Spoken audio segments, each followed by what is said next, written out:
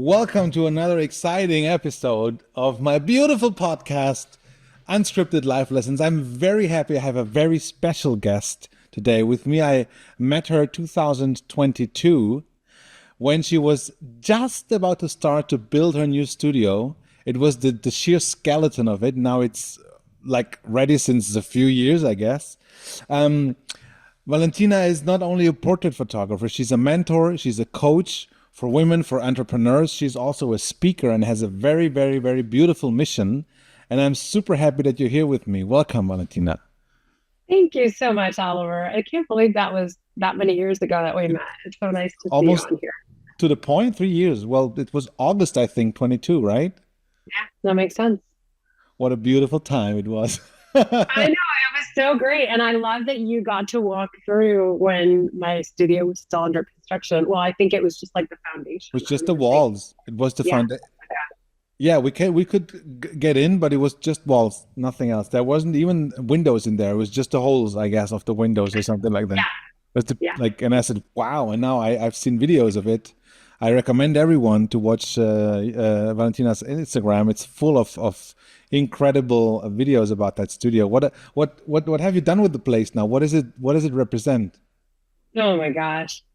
What does it represent and what have I done with that are definitely two different questions. But what does it represent for me? It's like it's honestly that I know it sounds so corny, but manifestation is so real for me because Oh, I will interesting. obsess over something and I did that for so many aspects of our life, but the studio was one of them. Like I had this folder in my phone, and anytime I would see a beautiful studio, I I would screenshot them and I would add it to that folder in my phone and my photos. And it really like it's so crazy to look back on them because like two of them look exactly like my studio, like the makeup area and one of the areas of the windows. I'm like, it looks exactly like my studio. And yeah, so it just represents like when you focus on something and when you just keep it in your heart and you don't, you don't have to like, I mean, I obsessed over it in the sense that I would think about it all the time. And like that was my big goal, but I didn't obsess over in like, how am I going to afford that? How am I going to, you can't get caught in the minutia of that. And so that's what that represents to me. It's a reminder of like, I just have to know what I want and then just consistently work towards it and not worry and nor stress about the details of it because it'll work themselves out. How So do you that's what it manage? represents. How Yeah. do you manage to not worry about it? Teach me, because I have a huge goal right now, and sometimes it Yeah. just eats me up. I'm like, give it to the universe; it will all work out. But then it comes like little piranhas. You're like, don't worry. But it's how do you do that? Yeah. I honestly, faith, I just let it go. Like, I'm like, it's not up to me. It's not in my time. It's in somebody else's time. I think being a parent has trained me for this because there's so many things that you wish your kids would like start doing or, becoming or whatever. And you cannot control that. There's like so much about parenting that you just can't control, especially once they're old enough to make their own decisions and it's their life. And letting go and like trusting the process and be like, I'm going to continue to pray or to think about that for you. And I'm going to continue to give you the tools that I think could help you get there. But what happens is not up to me. And you just have that faith that it's going to be okay. Just know it will. It will be okay. That's it. Beautiful. You can only tell yourself that because if not, it's not. What I think there's a famous saying, and then my father-in-law always used to say it. It's like something about if you ever the hand went up because I just it's so funny. Something. Um, Damn you, yeah, AI! Damn you, AI! it's invaded all of our lives, but Yeah. no, that it's something like it'll always work out. If not, it's not over. Like it's not over Mm, until it mhm. works out, and if it hasn't worked out, then it's not over yet. And just keep Yeah, going. yeah, we have something like that here. Like Something like it's that. if it's not, it will all be good, and if it's not good, it's not the end yet. Something like that, Yes, right? yes, something like that. Will And all so be that's good it. in the end. Yeah, yeah, like this. Oh, yeah, that helps. In And terms of how, like, going back to the studio, how I'm using it, it's like mhm. it's kind of cool because I was so protective of it initially. I think when you get something you worked hard for, you dreamt about, you're really protective of it at first. You're like, I want to share it with anyone. It's fine. Like I only want to show what I want to show. And over time you get more, like having a new couch and you're like, no feet on the couch, no, whatever. And then you're like, after a year or two, you're like, oh my God, my dog's on the couch. Everybody's just like, No dogs in the bed. And then it just yeah. So I think it's now I'm at the point 2 years in, I'm about to have a 2 year anniversary party, but 2 years in, it's been great because I now can share my space. I've actually opened up 1 day a week where clients can have a membership day, and people can essentially join a membership, and it's called Content Day, and so they can come in and block 2 hours at a time of my studio, and they can come in and use my studio and create their own content. It's not for photographers' use because I think that's kind of a conflict, but for other entrepreneurs, because I'm in so many networking groups with other it's very smart. Mm-hmm. Yeah, and I had this same conversation with another photographer, and he said the same thing. He's like, "Oh, I love this. This is this." I should have done that in the last 9 years here. I didn't. Now I'm giving up the studio for someone else. Well, next time, yeah, the next time, because honestly, we're not shooting every single day, and so it's a healthy way to also get other people in the door and to talk about your space, and then obviously if they feel compelled to hire me, then they get a discount as well. That's smart. It's kind of a perk. So yeah, it's really good. Yeah, I mean, having a studio is beautiful. Also, it's a big something on your shoulders as well, but I think in general, it's just awesome. You have a gallery, you have a home, you have like your own thing, your space, your bar, your whatever you want to put in there. And it's just beautiful. It's big. I saw it. It's high ceilings. It's just beautiful. It has a lot of light, natural light. Well done. Thank you. I feel very lucky that I'm at this stage in my life, and I don't know. It won't be forever, I'm sure. There's stages for everything, and we'll see what the future holds. But I think right now I'm really enjoying it, and I'm happy to be at the place where I want to share it with others, because I think it's everyone that comes in here is like, oh my gosh, this is such a special place. So I'm like, well, it's only fair. I can't keep it all to me. So I've seen you, Valentina, that you're one of the few photographers that also has photo shoots as a model, like in front of the camera. I mean, I would say in our tribe where we are, there are more photographers than usual, but I guess in general, most photographers I know, oh no, I would never be in front of a camera, which for me makes no sense. You can't sell bread if you don't eat bread. So how did you start with it? How does it make you feel? I saw pictures of you. They're incredibly beautiful. I told you, every time I see you, I have to think of Gabriela Sabatini, which is pretty good, I would say. You coming from the same. I wish I could play tennis like her. No, not because of the tennis. I mean, I know, but I wish. I played tennis, but not that good. No, everything like the hair. I mean, you're from Argentina, right? Originally. Yeah, so it makes sense.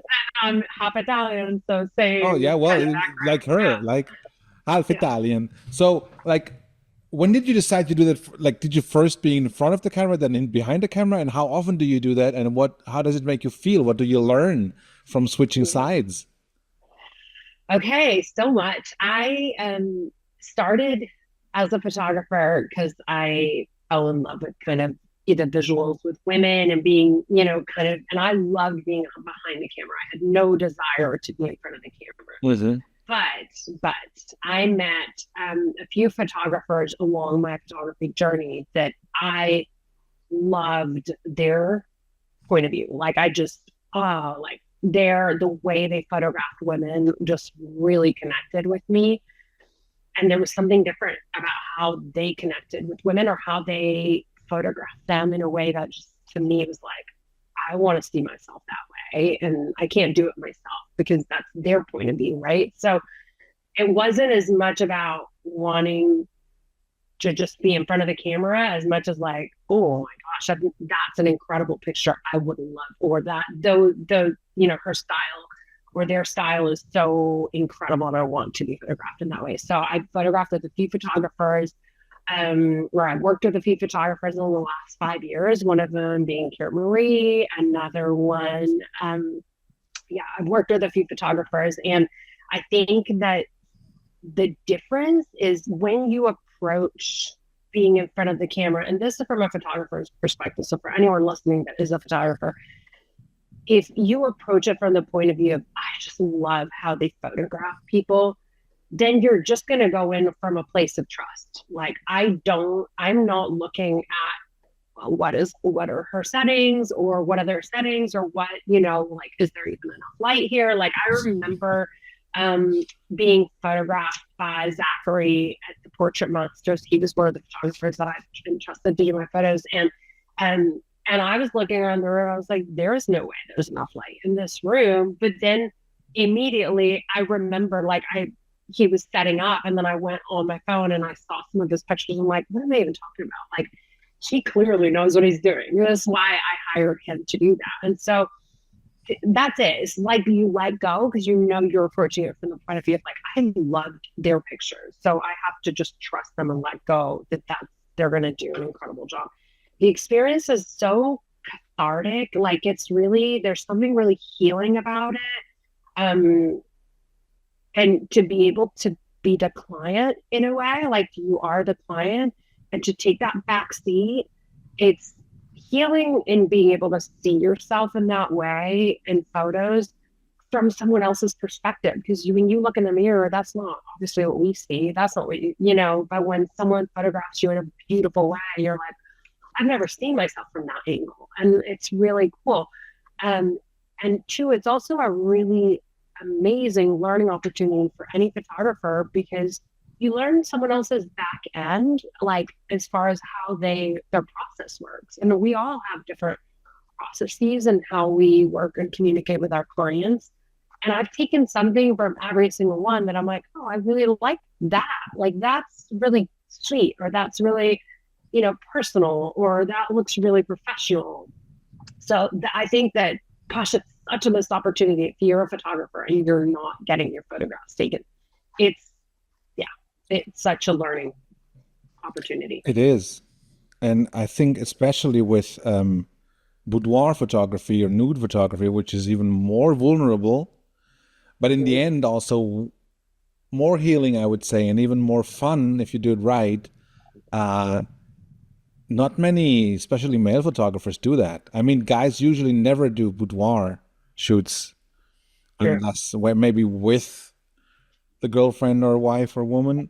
But I would always recommend anyone to just switch sides, because you just don't know how it is if someone is pulling a lens on you, honestly. And just to have this trust that you picked someone whose style you like.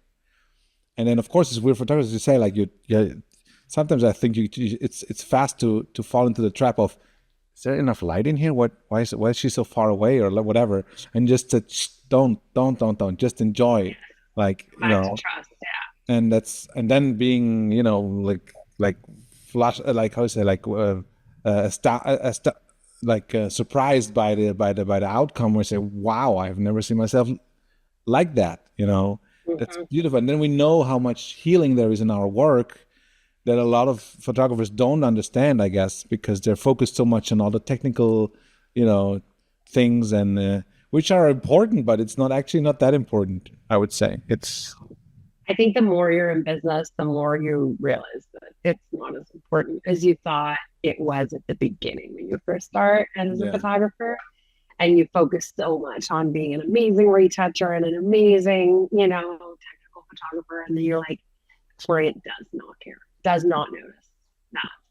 But they'll notice how you made them feel. They'll notice how you communicated with them. They'll notice all the little things at customer service. So, I love working with photographers, especially, I tend to gravitate more towards artistic style photographers, or just photographers that have a very specific look, and not always of the same kind of look. Like, Zach is very different from Kara, but they both have a really specific point of view, and I love that. I love playing with photographers that have that. And sometimes I feel like I'm still trying to find it in myself as a photographer. So I think maybe that's why I seek it. So.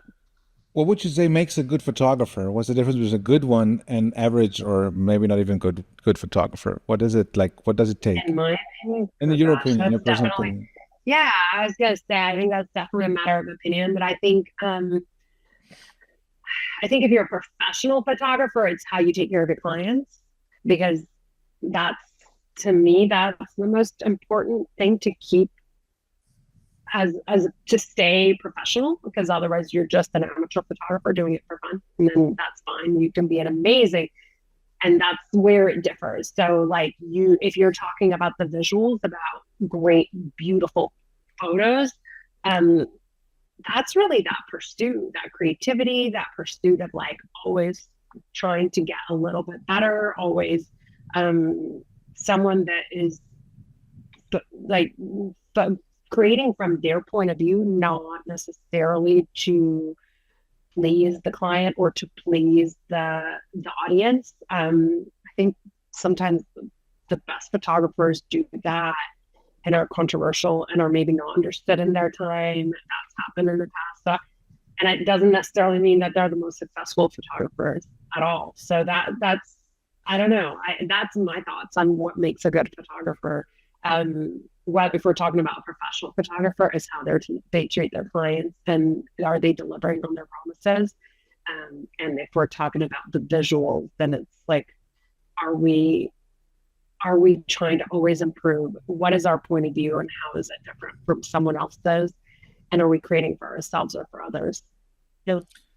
Do you have any role models or like certain photographers that are always an inspiration that you always come back to? Oh my gosh. Yes, I grew up seeing a lot of Abaddon's work way back when in the fashion industry in the 90s. I studied fashion design in Milan in the 90s, or in the late 90s. And so a lot of his work was in all the magazines. Vincent Peters is another one that I really, really love. He is, I found him a little bit later. And yeah, I think that,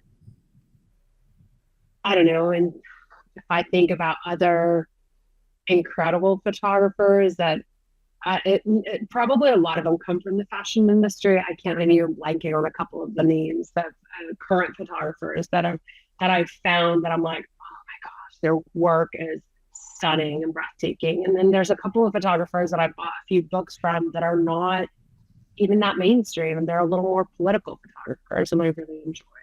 Again, I'm really terrible with names, so I don't Me too. You're the one guy so with the head who does this fancy shadows. Like, okay. I know. I'll have to text it to you, and you can add it on the show in the notes. Or on Yeah, it's awesome. So when you're on stage as a speaker, what are you speaking about? What are your topics? What's your mission? What do you want to bring out to the world? So the biggest one started out, I had a lot of clients asking me, like, a lot of my women in my circles are women around my age in their 40s that are entrepreneurs, and they didn't grow up with social media like a lot of these kids have, and they find it really challenging to be the face of the brand. They find it really annoying that they're like, why can't my work speak for itself? Why can't I just post pictures of my work and have that be enough? And I'm like, it's just not enough in this day of social media and the amount of options that people have. You have to build kind of a following of people that know, like, and trust you. And the only way to create that, unless you're like, constantly networking, constantly in people's faces, is through social media. So it kind of evolved into, I got asked at one networking event to do it, and then it's kind of floated to multiples now. But speaking on being the face of your brand as a woman, and in between parentheses, sometimes over 40, because I think the majority of us that struggle with that are in our 40s or above. And so it's just like basic tips and a lot of specific tricks that I've had to learn to use to do it in a way that feels real like, I hate to use the word authentic because it's so overused now, but like that feels really true to who I am. But that also communicates what I want to communicate with my client and connects with them. And that's what I want everyone. So I have clients that are like home organizers. I have one client that's like a concierge service, that works with a big client base. And how did they put themselves? They can't really do a lot with like showing the visuals of their clients because it's their clients' homes, it's their clients' lives. And so there's a lot of some of them have NDAs. Yeah, some of them have NDAs for clients that are in the public eye. And so they can't disclose that. But they can disclose what they've been doing for them, the service that they provided for that particular client without disclosing any information. And in giving them and empowering them and talking through them and teaching them how to get in front of the camera, how to speak with value and like kind of talk more on what you do and connect with other people on social media, it really helps them see like, wait, I can do this. And it's not really, I mean, the bottom line is it's not about you when you're speaking, to be on social media, to connect. You're trying to reach your clients. You're trying to speak value to them. So, so that's been really super fun for me. And then as a result, I've had more and more kind of specific into like branding, like people asking me more because obviously being a visual learner and having studied fashion design and having studied marketing, like you just get a little bit more knowledge base than the average person as far as like different way to market yourself, what creates a brand. If you read too many books on marketing and branding. So I've had some coaching clients for that as well. And it's been super fun. And then a few photography coaching clients for just kind of basic setting up things that, I'm not great with like systems, but I'm really great with big picture stuff. So thinking of like getting them to think bigger. So that's been super fun to work with. So what's the key to lose the fear of being the face of your brand? A lot of people are fearful, I guess, or just what's the key? What would you say? Which switch is it? Nothing. Doing it. Practice. It's just, there's no shortcut. It's just practice. Doing it every single day or doing it every single week, challenging yourself to do it. And that's it. And, there's things that you can do to avoid the backlash of doing it. And things that you can do to prepare yourself for the nervousness of doing it. So in advance, I always tell clients, like, know what you're going to talk about, practice it in front of the mirror. So that way you feel a little bit more confident going in. And say it, practice it out loud in front of the mirror, like not just like thinking of it in your head. I used to do it walking. Like I would, I'd go for walks. And so in my walks, I would just like practice talking to myself. And, for other people, I have my AirPods on. And so I could just be on the phone. And I didn't feel so weird talking to myself. But practicing it in advance and then setting it up. Like I felt like I had to have my hair and makeup at the time when I first started. Yeah. So I would do it on a day where I had my hair and makeup done, where I would do my hair and makeup for that. And then I would record it. And then what I had to do, and this was a tip that I teach my clients, is not watch it afterwards until like a week later. Once I have started getting responses, because the thing that'll happen is the moment you start putting yourself as the face of your brand, you'll get comments, and it's not the comments you think you're going to get. You'll get comments like, "It's so nice to see your face. Oh my gosh, it's so like I love that you're talking about this," or things that people are so nice for the most part. And so when you start getting those comments, you're like, oh, okay, now I want to watch it. Now I'm okay seeing. So that's one tip. And another one is like create a custom audience on Instagram, especially. You can do this where you have a custom group of people.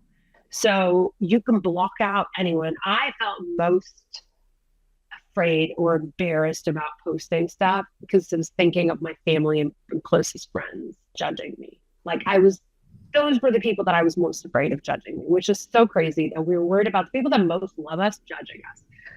But hey, that's how it is. So what I did is I created a secret, like a different group audience, and it was strictly people that I was like, they are my, like, they've been clients or they talked about doing business with me, so I'm just going to create it for them. And then as I got more comfortable, I just stopped sharing it only with them, and I started sharing it with everybody. And at least for that little bit, while I was still unsure, I did that. But there's no shortcut. You have to just do it. Interesting. Yeah. What is it? How is it for you to have, like, you live in the United States now since how long?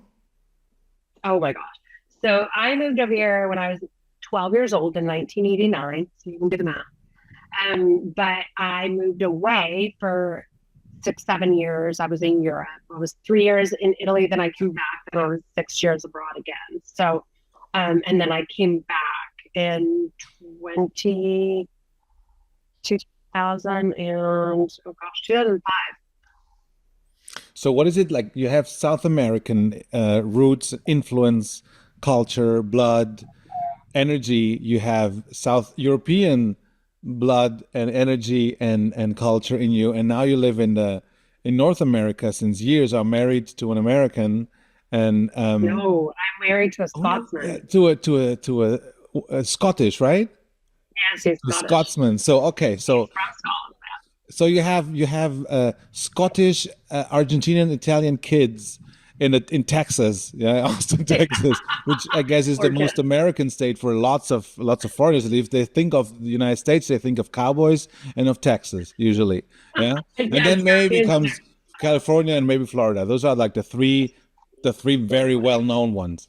So Yeah. what is like? I mean, we always carry this in us, and even if we go get familiar with where we are and where we live, what is the like? What would you say is still astounding to you, or what would you say doesn't make any sense, or what do you even prefer where you are to where you come from? How is it to be this fish out of water a little bit, even though you're very deep in the water, or do you not feel at all Yeah. like that? Oh, I don't think you ever stop feeling that way. I think that for me, I'm Right? very comfortable in that space now. But I think I've been an immigrant my entire life. Like I was born in Buenos Aires in Argentina, but I moved to Venezuela when I was 3 months Oh old. My wow, family moved. Spanish I So don't I've understand. never, yes, Venezuela I is a speak whole very different. well Spanish, but Venezuela, ¿Qué quieren decir? What? No vowels. There's No, you it's all just good. have to like Love to no Venezuela. consonants. Sorry, no Yeah, consonants. Yeah. Um, it's very funny. But the yeah, Scottish of Latin America, right? Sorry, I said it. yeah, probably. You're not wrong. It's so funny. Yeah, Colombians speak more pronounced, like they Yeah, pronounce the words more. yeah, I yeah, yeah. think Venezuelan just like eats all the words. But Okay. yeah. So I've been an immigrant my whole life. I've never felt like I'm from the place that I live. Always. And when I was younger, that was kind of sad. Like I remember that I had no problem kind of moving around because I wasn't from there. Like that in a Yeah, way, like I remember feeling sad like when friends of mine would talk about, that they've known each other, friends of mine when I was 15, 16, and they would say, I mean, they've been friends since they were two, or they grew up like their moms were friends. And I was so foreign to me. I was like, wow, that must be so nice. Like, you're so lucky. And I live in my grandma's house, and, everybody in my family grew up there. And I was like, that was just so funny to me. But over the years, I learned like, it's a blessing and a curse. Like, in a way, number one, it's who I am. Like, I don't know otherwise. So I'm okay with it. But number two, like, because I've been an immigrant my whole life, that means I also have no problem moving somewhere new. And that nostalgia or that difficulty or that like an inability to imagine yourself elsewhere doesn't exist for me. Like I can imagine myself living anywhere. Maybe China would be like the one, like a very random country that I don't speak. anywhere where it's cold. Anywhere where I don't speak like at all any of the languages and people Yeah. Can dramatically you? differ from me, I might be like, oh, that's a little harder to visualize. But otherwise, I think I can just see myself living anywhere at any point. I'm 47 now, and I'm like, it would. A lot of people my age kind of, you just get more complacent about not wanting to move. My husband and I were talking eventually moving back to Europe part-time because honestly, I'm not tied to anywhere. And the other advantage, the third thing that I would say is pretty great about it, is that it means you can connect with anyone. And I think that's the part that if I look at my reviews, sometimes that's the thing that I'm like, oh, it makes me feel really good because it's not something I necessarily do consciously, but I do it subconsciously. But when you've moved so much, you've had to adapt a little bit of who you are according to where you're living to be able to relate to people locally. You can't just assume, well, I am this person and I'm not going to change and this, and then move somewhere else and expect to make friends. And it just doesn't work that way. And so you have to learn and adapt. And I feel like I do that with every client that walks in my studio and any person that I coach or any person that I work with. And so that translates to all of a sudden, all of my reviews are like, oh, Valentina makes you feel so comfortable. Oh my gosh, Valentina, it was so easy to work with her. And I think that's it. I think it's not anything that I do consciously, or that's just who I am because of this. Like I've been moved around a lot. 6 countries. I've lived in 6 countries. So Wow. I had to count it one time because somebody asked me and I'm like, oh, wait, actually, that's a lot more than most people. And I have lived in 6 countries when I was 26 years old. So I did most of it when I was young, which I really encourage anybody. Yes, always move so out when you're old enough to move far away from home. If it's possible Yes. to the other side of the world, so you're as far as possible. So also, I think it helps a lot that you see your own home country, if this exists. For me, it's Germany. If you're outside and if you have like a whole family outside from Mexico, in my part, and you're there, and then you know how they see Germany, how they see you, what is German about yourself, or when I'm here, what is Mexican or whatever, which is stereotypes, but still there's a certain truth, a kernel of truth in that. It just helps I mean, it's in your DNA. yeah, I mean, it just helps to level these. I mean, you just know you're not the center of the world where you are. It's not just because people who don't move or at least go somewhere else for some time, and I don't mean in a hotel, I mean like really get in touch with people there. They think that the whole world is like their country, and it's just not like it is. And I think it is so healthy to see this globe that we are on. It's the smartest thing to invest time and money in is to travel and to see the world. So, and even when you're older, I'm 46 now, and I'm about to move to Florida, and I'm scared to death, but I know I want to do it, and everybody's here like, oh, but oh wow, that's so encouraged. It's like, yes, you're so brave and everything. I said, yeah, but I just feel I gotta move, somewhere Good else. for you. I didn't know this. Well, congratulations. Yeah, I mean, I'm in the process still, so it's not yet. Yeah. It's not yet. I don't have a yes, but well, yeah, I'm doing everything I have to do that, and then I hopefully at the end of the year I will be there already. I don't want to spend winter here. I mean, I can still go there, but just as a tourist. But I want to go there, with my work visa. So that's the point. That's incredible. I'm so excited for you. And I know you'll be successful wherever you go. And it is nerve-wracking. But you know what? I also think that's super healthy. I think I remember at some point listening to or reading in a book, but it was something about in our DNA as we get older, like our cells, there's something in our cells that that's the process that causes whatever it is that causes aging. And doing things like this, where you're doing something completely new, or you're just like something scary that you're challenging yourself with, actually helps slow that down. Thank God, I'm so gray. Yeah. But it's like for our brain, for everything, it just helps keep you, it's so healthy to do something challenging and to do something that is a little bit scary. But oh, it is. You know what? Especially with that age.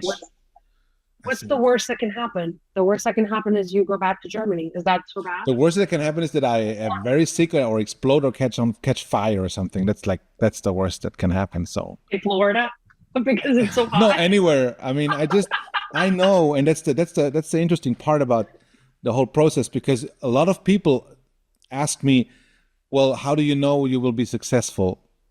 And I don't know why, but I don't have the slightest doubt that I will be very successful no matter where I go, because so far in my life, whenever I wanted something, really, I always, I say I claimed it. I always reached it. So one way or another, and not just like a substitute, but exactly what I wanted. Maybe even better than I thought it would be. So this is a thing that is very, I mean, it feels very arbitrary because it's not all in my hands. I can't decide things. If I would move in Europe, nope, it's easy peasy. We're a union, Yes. so there's no problem. That's for beginners. I, I will start Right. like second, third, fourth level. But that has never been my issue to, oh my God, I will starve under the bridge or something. No, I mean that's why when you know how to adapt to things, I speak three languages fluently. Two of them are world languages, English, Spanish. I mean, if not, I just sit in a piano and play in a hotel, no problem. I made money with that while I was Exactly. studying, but still, the whole thing that is for me, so it is long. It is not. It needs a lot of focusing on myself, writing a business plan, all these things. So like I have to focus on myself, and on top that, like closing everything here, opening everything there, still making money, Logistics. Yeah.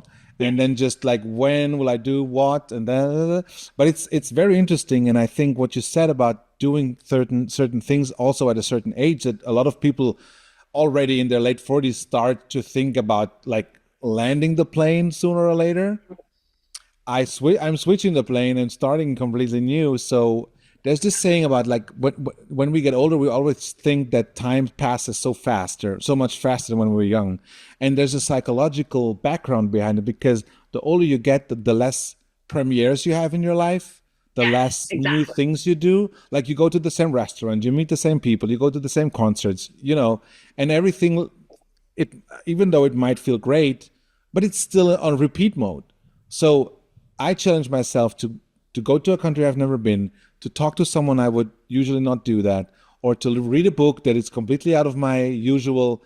All of these things, like to reward myself with surprises, and I think that also keeps your brain like it has to do something. Otherwise, it's just we're all lazy. We're all lazy creatures. We just don't want to like waste energy, and that's why we're sitting instead of running. And also the brain goes like, and I think that's smart to do. I hope. Yeah, I just read something about your brain is wired to preserve energy. So anything that is new will require it to expend more energy. So it wants to protect you, and so it makes you, and your brain is just naturally protecting you. So saying no to new things is like your natural inclination when you want to just Yeah. sit on the couch at 7 p.m. and go to bed by 1 or 9 o'clock because, we're older and tired. But instead, you're like, no, we should go play pickleball or do something else. Yeah. So, yeah, no, you're 100% correct. And doing new things is so Also, important for I mean, if our ancestors would have given into that, not changing anything, we would still live in cages, us. caves. Sorry, not cages, caves, and every invention we have is basically to preserve energy or to make us feel safe. Like, I mean, a fridge, you have food, you put it in, you have it for weeks or for days. Otherwise, you would have to go out, hunt, eat, because 2 days Yeah, later, the meat will be, or the whatever you have is gone. So everything, like a car gives you safety and gives you speed and gives you everything that's invented is based on, we can be lazier or we can be more, how to say, convenient, which is not always yeah, good. But I think that's why challenging yourself creatively, challenging yourself artistically, culturally, whatever, is so important. And I think for me, there's a lot of fun in that because I yeah, get I bored agree. like this. I'm bored so fast. I hate it. I I think hate. that's the creative in us because I'm exactly the same. Yeah. My husband used to say every few years I either had to like renovate a room or we had to move. And so he's like, I think it's cheaper if we just renovate a room. Like, I gotta just get move. new furniture. Because every 2 years I was like, now what are we doing? Like I need something new and exciting. So yeah, that's I think that's the creative in us. But I was gonna say it's so funny that you want to move here and then there's half of the US wants to move to Europe. Well, the reasons are different. If I had kids, I Yes. wouldn't. I wouldn't move to the United States. I would go somewhere else because of education, medical, all of that stuff. For families, it's hard. with the Yeah. current situation. I mean, it's not up to me, but of course there were times when it was, I think, a little bit more inviting, or at least it looks like that if you read the news. But still, I mean, I thought, well, what am I waiting for now? Another 4 years or 5 years, and then maybe I will 50 something and say, but now is the time. I already started with everything. I have several reasons I want to go there. I have people there waiting for me, and I really want to do this now. I have the energy, I have the means. So Yeah. yeah, and it's hard because if my friends tell me, "You're sure you want to come here? We all want to escape." I said, "Well, it's not everything golden honey here either, or I milk was and just honey." gonna say it's very easy for people that are living. So I have lived in Italy, I've lived in Yeah, London, I lived in Glasgow, I lived in Spain, and I will say this: life is easy in the United States. It's just easy. Everything is built for convenience. It's just easy to get things, easy to do things. It's easy to create momentum. It's yeah. easier to make money. All of those things in Europe are more difficult. Yes, and slower And it's everything. There's more, there's just a lot more paperwork. paperwork, a lot more. Yes, exactly. Like you're saying, yeah, the government is like in the way in a lot of things. And it's very slow. Like I just put in for my renewal of this is a good example of my Italian passport. And they told me, we'll let you know in 6 months if you can get an appointment to come to the like You have to I go to Italy? submit an application to renew my passport so that they can approve it here in the Houston and the consulate, and then they'll let me know if they can give me an appointment. If meanwhile, my husband, who's British, he's also American now, but he was like, oh, I need to renew my British passport, and he did it online. I'm like, there's just some countries that like to make things hard. I don't know why. Yeah, same Italy here in is definitely Germany. one of those. So all those Americans are like, oh my gosh, you're so lucky you lived in Italy. I'm like, yeah, I was lucky, but I also was 18 and had zero work and didn't need to work and didn't have any responsibilities other than going to school. I don't know if I would feel that same, gratitude had I been someone working for myself in the country where things are a little more difficult. So yeah, Yeah. I don't disagree. And I both sides have such incredible, um, Yeah, that's that. you I know, mean, I think if you have a good attitude in one country, you will have the same one in another. And I mean, 100%. there are things I miss a lot when I'm in the United States that are for me, especially as a German, crucial. But I can adapt and just try to find them in another way. And I'm also, when I'm here, when I'm in the States, I feel very free, very like, oh, the space, so much space, Yeah, because Germany is dense, and then there's no traffic controls like the fucking flash here every 500 meters, and it's just faster, and it's also like just different, and people are friendly. Maybe they're not deep down inside really care for you that much as they maybe do here, but at least they smile at you. And it's different, I'll but take it's a big also, smile. yeah, I mean, but there are also a lot of real smiles. It's not just, but if it's just very different, and I love to walk, so that's something that I miss in the States. You got to drive basically everywhere, and you get fat like this if you're not very aware of what you eat and how much you move your ass. And here you have to move it because parking is so Yeah, incredibly expensive in town. You leave it outside, you take the train or you take the subway, and you move the you make it European work. way, which means legs. Hmm. And it I need that. helps. Yeah, and I had friends from the States. Every time they're here, no matter how much they eat, they lose weight every time, Every time. and they eat a I That's lot. what my daughter just came back from Italy, and I was shocked that she told me that she did not lose weight. But the last week they were staying with a friend of mine, and they were driven around a little more. So, but yeah, I'm the same. Anytime we go to Europe, I lose weight. I'm like, and I walk 3 miles every day, like In outside my house, Austin, in in Texas, Austin, in in the the mid morning. heat. Yes, yes, with a weighted vest and my two poor dogs. My but God, early. you must lose what, 3 liters of water, and you like like a So I have my perpetual jug. cleaning yourself the whole system every day. Yes, I have to. Otherwise, you're right. Otherwise, I would be way bigger. So Yeah, yeah, and and that's and you very, just very, have. It's more about the lifestyle. That's the biggest thing that we miss the most about Europe is the yeah. lifestyle. Just outdoor dining in cafes that you walk to, and just that. I mean, you could have it here Drinking in the from U.S., but glasses, drinking prosecco out of a glass. yes, yeah. Well, no, you get that in proper restaurants Yeah, here I too. know, I know. As long as there's no TV on the wall. So, about I have about, I would say, 95-90% of women as customers, especially with glamour and with boudoir. Although I call my boudoir erotica because it, I think it has more horsepowers, and I like so um, I have discovered, I guess, the same. Well, I would say not problem, but it's a very sad thing for me because I know how you experience this. So many women are brutally hard with themselves, the way they look, the way they appear, all of that. And usually, I mean, none of them none of them should be like that. There's no reason to be like. It's not like they look like Quasimodo, and even if, but never.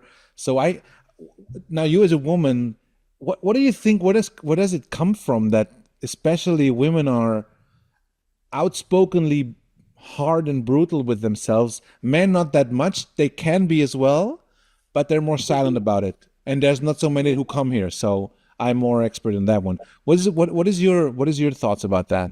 Where does it come from? I I can only speak for myself as far as where I think.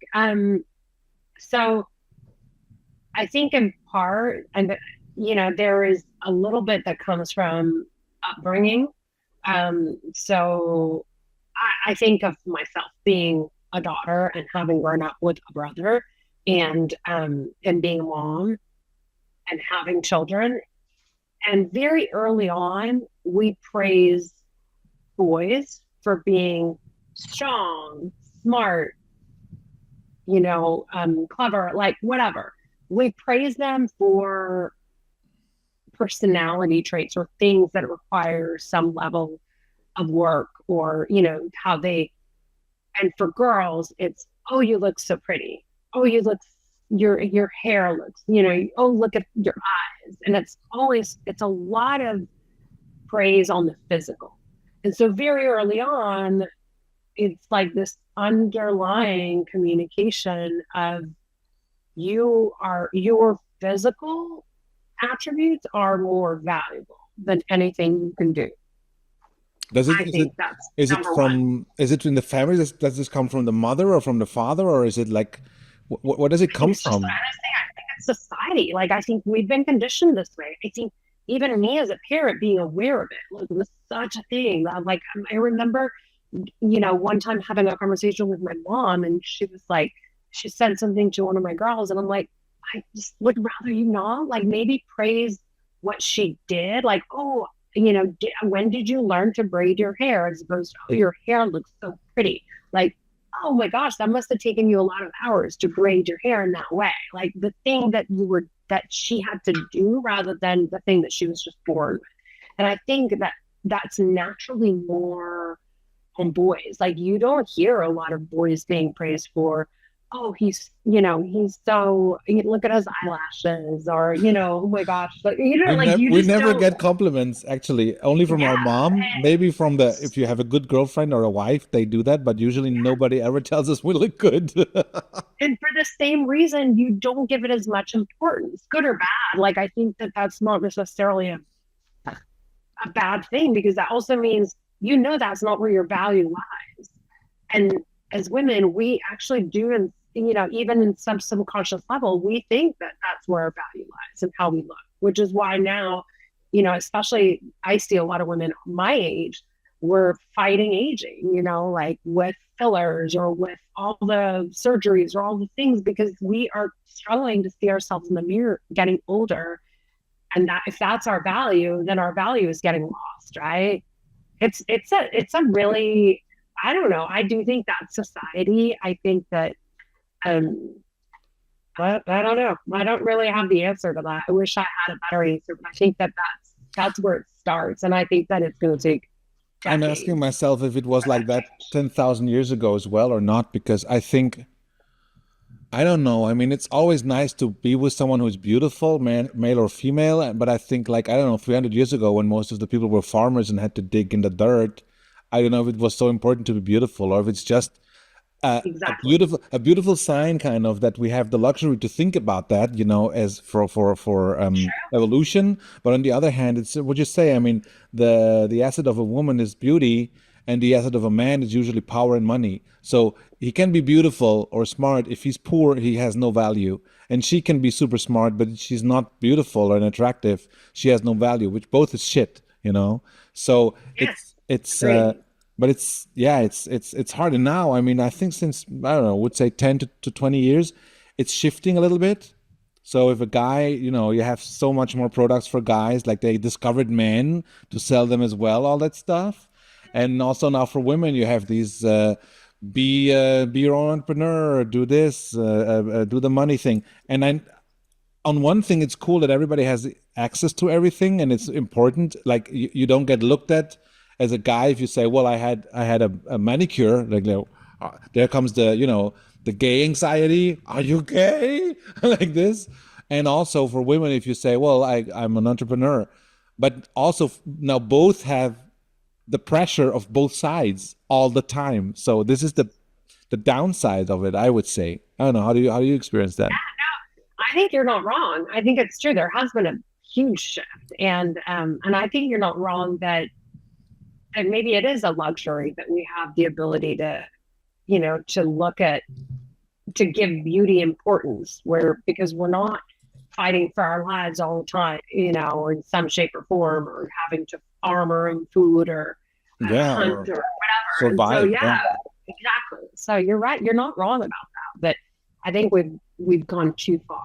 We've gone too far in all the directions. Like too far in giving beauty too much importance, and too far in the giving money too much importance. Like Yeah. there's, I feel like the middle ground is really almost always going to be the happy medium for everything. But that's not popular opinion. That is, I So know. And I mean, of course, going to a photographer, that is a like, I would say, on a surface level, a very visual art. So very like you can't hide from a painter, but you can't hide from a camera, because the camera is just neutral. The yes, photographer isn't. That's the point. So, that is but so true. I guess that's when people panic because they think they're exposed or something. So that's why our work is so important, to make them smooth in the beginning, to really reconnect them with themselves, to give them, I would not even say just self-love, but the curiosity to find out, like almost childlike curiosity to find out who they are and how they can Yeah, look like. I love that when this happens. Oh, okay. Well, I don't have to perform here. I tell all my clients, you cannot make me. I mean, like, you do not have to prove to me what great model you are, because you're not a yeah, model. Okay. correct. So it's like if you're in a plane, you want to prove them how great of a passenger you are. Well, just go there, enjoy it, or go to a little, like a child that goes to Disneyland. You can't prove how great of a visitor you are. Just ride the ride and have fun. That's what we're Yes, doing here. And it takes exactly. all the pressure away. Yeah. Yeah, so And true. I think that helps a lot, because there's this misconception too, that we constantly have to prove everyone how much we know and how much we can do and how great we are and how well we are prepared, because preparation means that we take it seriously.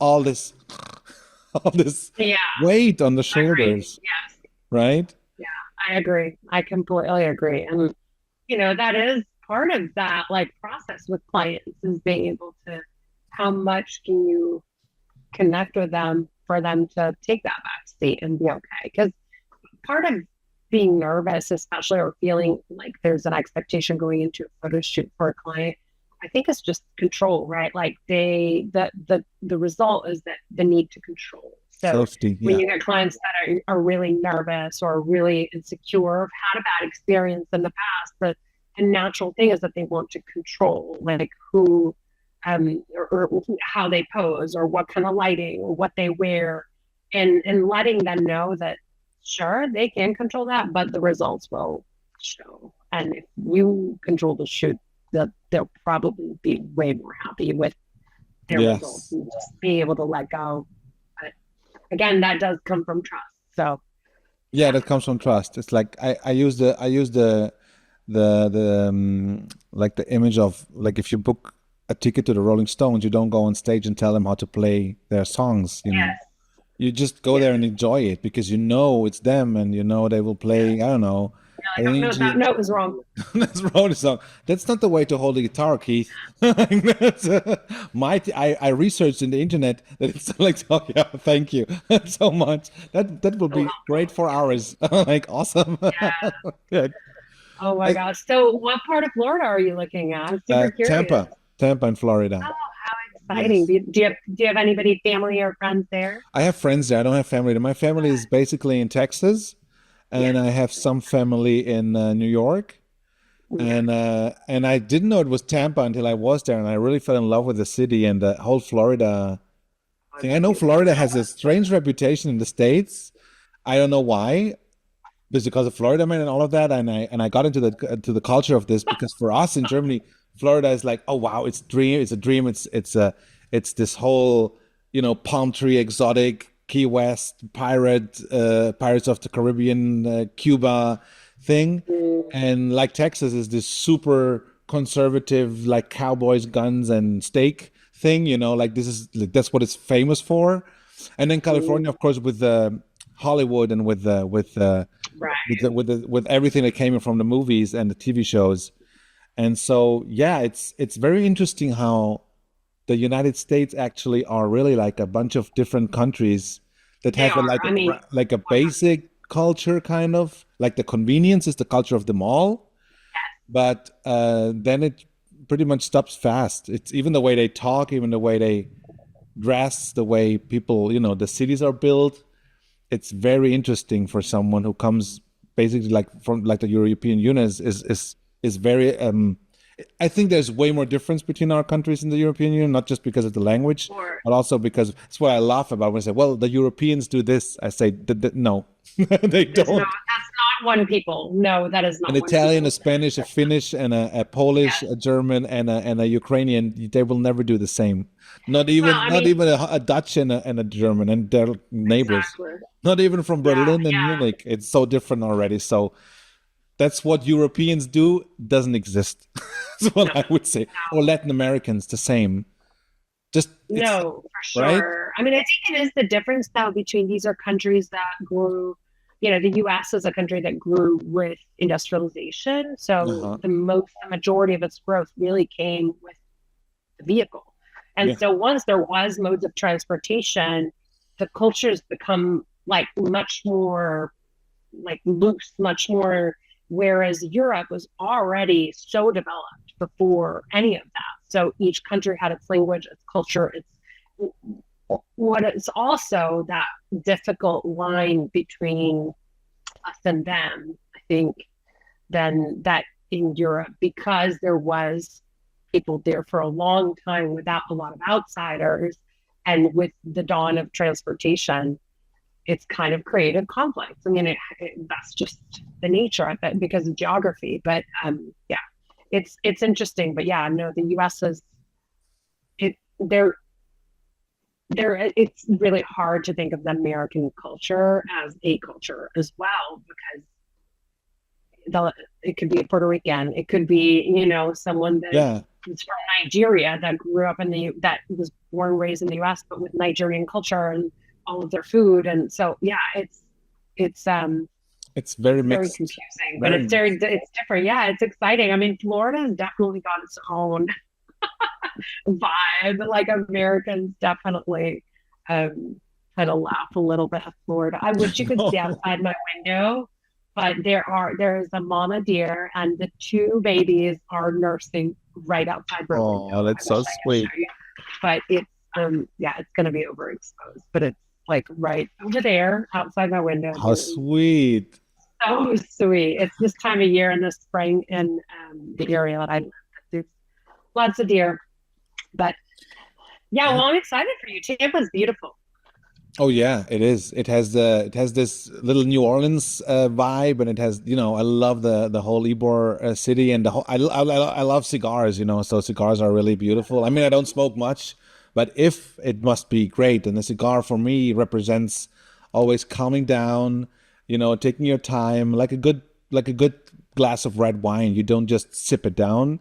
You need a certain I love temperature, you need a certain music, you need a certain culture around you. You need, I think, even to dress up in a certain way to really be like, live up to a cigar. A cigar is something very special. Also very male, I guess, although I think it's so sexy if a it. It is woman smokes a very cigar. male. It is, yeah, it is very male. I don't know why, but it's true. Look, I'm going to show you now.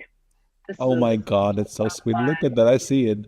it has to Oh be. yeah, There yeah, you yeah. go. Wow. You're a good I love photographer. You should that. do that for a living. It should, right? I thought about that. Hey, how is it for your kids and for your husband if there's a the mom photographer, like do you constantly do shoots with them, or like, mom, can you just No. no, you Not just anymore. you Not anymore. I used okay. to. So I used to when they were little constantly take pictures of them. As they become teenagers, Oh, they're that was not so fun. fun to take pictures of because they're kind of, more Yeah. yeah. So then you just back off. And now I'm at the point where I hardly take pictures of them unless it's like candid, like they're doing something cute. I'm like, oh, I'm gonna get this one. And they get it. They get it from the perspective of like, I just nostalgia. Like I want to be able to have these pictures. But honestly, for family pictures, I'm so bad. I just use phones because I'm like, why would I bother pulling out my big camera and then having to transfer it? And So much I work. just bought the Fuji the XZ6, I think it's called. And so I need to go pick it up because I got it and then it had to. But anyways, it's a great little camera that I can use for taking daily pictures, and it transfers directly onto my phone. I mean, my big camera does that too, but it's a little more clunky. Yeah, it's like So I'm hopeful to use that more. I absolutely understand that. I mean, having the big bird out all the time is just like every snack you want is a three-course meal. It's just not the way it should be. And Matt Stagliano, your Italian colleague, he told me about he has the Rico, he has the Rico 2 or the Rico 3, which is just basically like this, just better. And so I always, if people ask me what's the best camera, I said, well, the one you carry, honestly, the one you have in Exactly, your hands. literally. So anything The else, one you can have on you. Yes, yeah, and I it's never 100% about the agree. camera ever. It's never about how sharp your knife is if you can cook. It's always the centimeters behind the viewer. So just focus on that.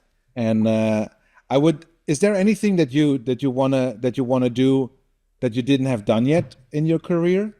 Maybe someone special or a project or anything that would say this must be done. This is a part of my legacy.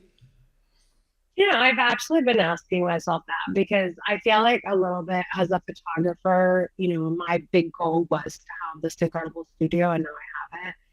And, the other goals that I have as a photographer are monetary ones, like certain levels that I want to reach in my studio profits or so forth. But Yeah, that's not fun. Like those aren't fun goals to like, those are like, okay, goals, but they're yeah. not ones that get me excited. Right. So then, Also, they don't um, work that easy, I think. I mean, not no, not no, not to make more money, but if you don't connect it to something that you want to use it for, I just want to yes. make more money, but I want to do this with the money. Then it's, I think, because it's easier to have a certain point of reference somewhere and just to have a number. We're like, okay, it's for me. I don't know. Agreed. No, 100%. And so it doesn't work to motivate me. So I get very excited about big picture things. So sometimes very big picture, which makes it really hard for the short term. But right now, it's connecting more with um, international brands and being able to photograph international brands in some Okay. way, and potentially in Europe, so that Oh, really? can be something that can transition into potential work, so that I can take my occasional trips abroad.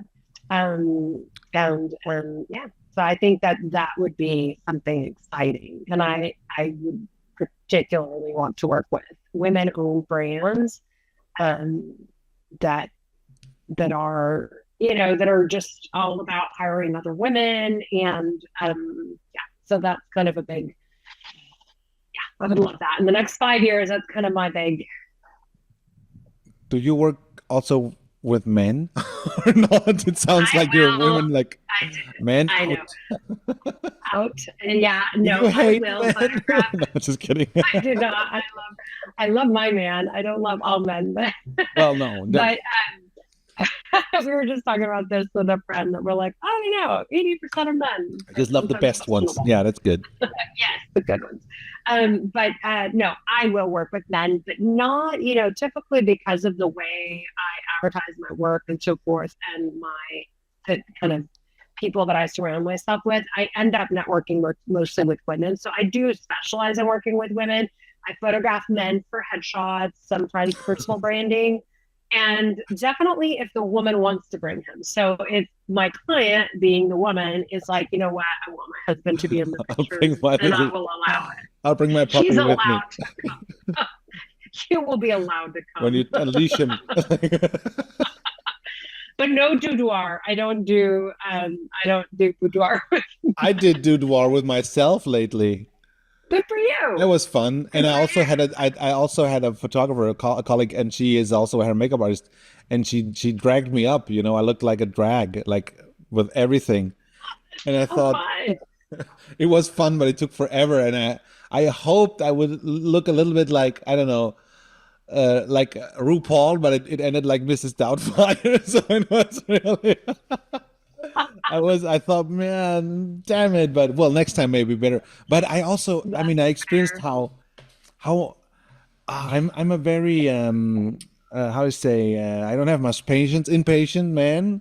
And so I was like, my God, if I just, that's why now I even with more delight pay the first date. I don't have any first dates anymore, but I knowing how much they go through, yes. I'm done in 10 minutes. I just need a razor, or it's fast. That's it. You're dressed. You're like, I'm out. Also, the outfits are so. it's all sweet, but it's so. I felt when I had back my jeans and my boots, and I felt like, okay, I'm in my uniform back in I felt protected and more stronger actually, yes, than just in the sweet, silky thing. It feels cool, but I was like, no, I need bags. I can't have that. I need somewhere to put my stuff. But I recommend everyone to do that. It's really interesting. Yeah. Yep. It's really very cool. Yeah. The last photo shoot I did with Kara was a fine art nude photo shoot. And that was super special because I'd never really, and it's, it's at a point in my life when it was last year. So I was 46 and I was, I saw some of those pictures. Amazing. Yeah, amazing. And I think, and it was here in my studio, so it felt like a very good space. And it was right before her workshop that she hosted, that I here in the studio that she taught, that I hosted. And I'll never forget, because it was at a point where I'm like probably 35 pounds over my ideal weight. Just as it happens. And I was so tempted to cancel because of that. And I was like, no, I'm going to celebrate as it is right now. I don't know if it's going to get any better or if it's going to get worse. I'm going to celebrate, and I'm like so grateful my body is capable. It is strong. It is all the things. I can play tennis. Beautiful. So whether or not it's, at its ideal weight is irrelevant. The least interesting thing about us is I think especially with women, being curvy, being feminine is usually, every guy I know, and I know a lot of guys, we are way more loving with every little gram more or less than you guys are with yourself. So for us, we don't need all this the stress or head drama. It's just there's just more to love and more to play with, and it's cool. We love it. I personally am like, it's I prefer more than less. So it's just. Yeah, I think there's also something to be said about how you feel in your body, and that was the big thing for me to of that I took away from that shoot, is the confidence that I felt in being naked and feeling good in my body, and that confidence you carry with you. And that was huge. That was huge for me at a time when maybe I wasn't the most confident being nude, but I was like, actually, there's something really healing about it. And yeah, that was I think also doing it more helps as well. And totally. with this being uncomfortable with yourself because of whatever reasons, I guess it's just because you think there's another perfect version of yourself out there, and the bigger the gap, the bigger the pain usually. But Yes. this other version would tell yourself like, calm the fuck down, just enjoy it. And having a beautiful boudoir shoot or nude shoot is so special usually. And I mean, yeah, it's every time I had one, the client was so soulful after that, and just like, oh, it was beautiful, beautiful. I would love Very to do cool. that again. I said, perfect, book here. That's cool. And Yes, exactly. Ooh, there's a good tip. So I just started doing this for I added it onto my automation. This is a good tip for you for or any other photographers listening. So the day after they receive their photos, they receive a discount code for me for another photo shoot within the next year. And it's a $99 booking fee. And wow, so that's right at the high of them having just received their photos, loving them. And I've had like 4 clients book from that. So that that's means already that's they're very repeat smart. clients. Yeah, it I just, have for something them, it's similar. a Yeah, great deal. And for me, it's like, you know what? I don't need a ton of money on the front end because I know that they'll love their they pictures will and come purchase back. the Yeah. package. So That's a very good tip. I have something similar with my second biggest package that already includes a second shoot on the house yeah. Oh, good. for 1 year. Like all they have to Yeah. do is then to pay the for the pictures. I even pay the hair and makeup artist anywhere like like 4 or 5 hours shooting, consulting, everything is in there. And I have it even more with my also the biggest package, which is five digits for business. Is for business it's like they have 3 years shoots on the house, only pictures. And the smallest picture package is 10 pictures. For me, I will change that to 20. So that's cool. And with my private customers, I really, and that's what Angela Anderson told me. She does that. It's brilliant. She said, "Well, if a private client spends more than 12 or 13K on me, she has lifetime shooting with me, only picture sets, like only boxes or whatever they want." And I created that package, and the next day, it was not even 8 hours later. Like it was 2 o'clock in the morning. I was talking to her because she's in Texas, so it was 9 hours behind. I said, "Oh wow, that's brilliant." I just put it in my price list. The next day, Yeah. it was booked. I thought Oh my gosh. it's the black package, black yeah, diamond, all these like black. I thought it wouldn't be possible. I said, nobody spends that much. Boom, done. I said, what? Wow. Wow. That's Yeah. genius. I don't think So I know Angela Anderson. no, she was also in the Portrait Masters. She's in Austin. No, sorry, she's Okay. in not in Austin. She's in Tucson, Arizona. Yeah, that's why she has not. Oh, okay, okay, okay. Yeah, yeah, yeah. So Perfect.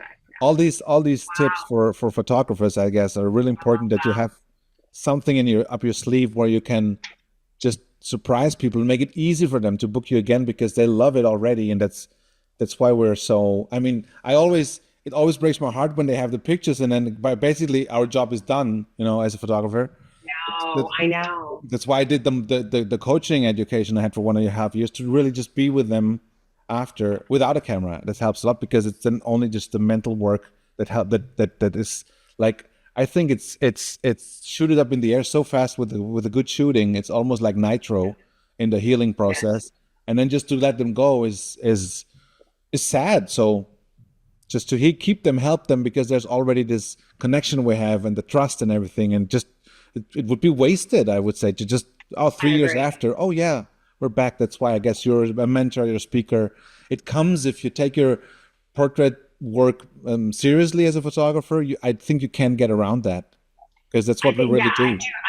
I agree. I think that if you care about people enough and the way you photograph them and the way the time that you spend and the way that you hold space for them, you can't help but want to continue to serve them in some way Yeah, and to work with them in some way. It's like you definitely. always feel like there's more that you can give, and therefore, that you can continue to work together. So I completely agree with that. That's very true. Perfect. I like Well, that tip. thank you so much for being here. It was very interesting, very enlightening to have another Latin European in Texas. I know, right? It's so Married to crazy. an Anglo-Saxon. Oh no, I think it's Celtic, right? Sorry, didn't want to offend Yeah, he's anyone. Scottish. Yeah, yeah, He's yeah. He's, Scottish. he's It's so Scottish. Yeah, cool. Yes, and Ian McGregor. So it doesn't get more Scottish than that. Obi-Wan Kenobi is a Scottish. It's so funny. Yeah. I know he used to get it when we first moved to this small, it's kind of a small town outside of Austin, and people would think, "Oh, wait, is that Ewan McGregor?" And he stopped correcting people because it was kind of fun. They would just be asking, "Is that him? But does it look like him? But could it be?" And Yeah, the camera could it be usually related? adds 10 pounds.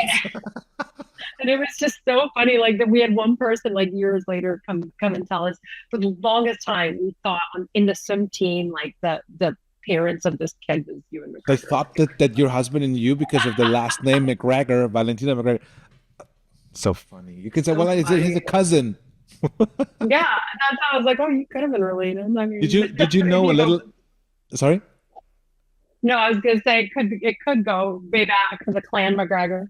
Yeah. He has a brother. Ewan McGregor has a brother. He's at the Yeah. Royal Air Force. Oh, And really? like in Top Gun, they have these nicknames like Maverick and Gooseman.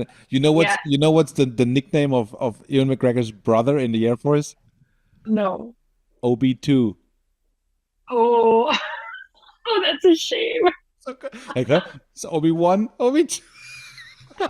It's so good. I That's love that. funny. Yeah, Oh well, my maybe gosh, that you can use that for the next, that's I don't know, true. barbecue party. That's how they Oh call. my That's gosh, how they call my husband. that's a OB3. OB3. Oh, that's Awesome. funny. Well, next time I'm there, I can't wait to meet you in person again. Yeah, And maybe we'll do our definitely. trade shoot then finally. Last time we couldn't, but I know, I know, it won't run away. We only I get know. older and it will be harder. Just It kidding. will be harder. It'll be like, oh, that's what I look Well, like we both lost weight, so that's cool. So now we can now we're in the flow and it's easier maybe for us. now. But although it's not necessary Sure, to do that. If anybody listens for to that, you sure. don't have to lose weight to come to us. No, One good pose, 5 kilos less, which is 9 pounds or so. right? 10. At So least, yeah. faster than anything else. All Awesome. Thank you right, very much for Oliver. being Well, it was here. great to chat with you. Thank you. I'm gonna Thank go you very chug much. some more water. Bye. And say hi to everyone. I will. I will. Thanks so much. See you stateside. Bye. Adieu. We say cheers.